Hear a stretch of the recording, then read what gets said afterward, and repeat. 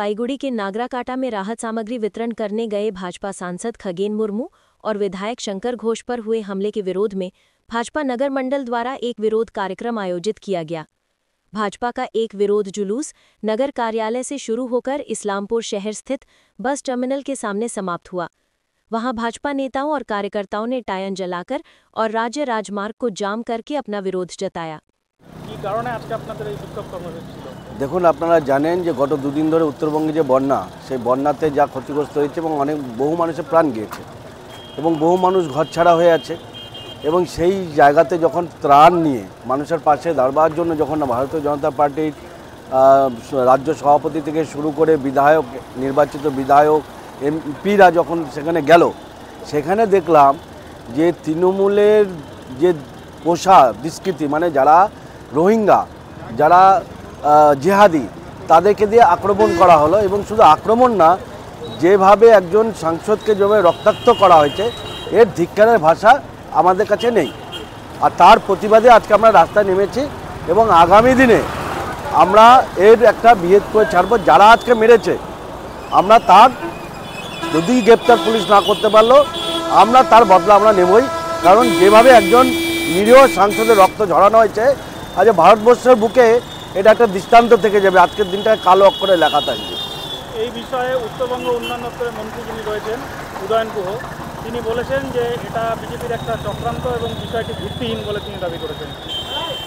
এটা শুনুন, যখন সিপিএমের আমল ছিল, যখন সিপিএমের হালমাত বাহিনীরা যখন তৃণমূলের এই মমতা বন্দ্যোপাধ্যায় বা কংগ্রেসের উপরে যখন হামলা হতো তখন এই সিপিএমের লোকরাও কিন্তু একই গল্প শোনাতো এবং তারাই এটা করতো। এবং আমি বলবো এর সাথে সরাসরি মুখ্যমন্ত্রীর নির্দেশে উদয়ন গুহ নিজে সরাসরি যুক্ত আছে এবং উনি এটি করিয়েছেন। আজকে কি বিষয়ে আপনাদের এই পথ অবরোধ ছিল?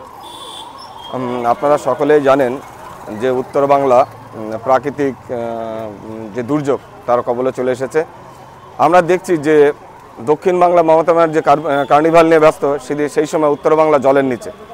তো তারা তো কোনো রকম সহযোগিতা করবেই না। তারা এই সময় আবার চুরি চাঁচড়ামো কী করে চুরি করা যায়, সাধারণ মানুষকে আমরা বিপদে ফেলা যায়। আমরা বিগত যে অভিজ্ঞতা থেকেই বলছি, বিগত যখন আমফান কিংবা যে কোনো ঝড় দেখা গেছে যে যখনই কোনো ঝড় এরকম হয়েছে রাজ্যে তখনই দেখা গেছে যে যখন সেন্ট্রাল থেকে কোনো অনুদান আসে তখন দেখা যাচ্ছে এই রাজ্য সরকার এবং তাদের কর্মীরা সেগুলো কীভাবে চুরি করা যায় তাদের চেষ্টা শুধু সেটাই থাকে।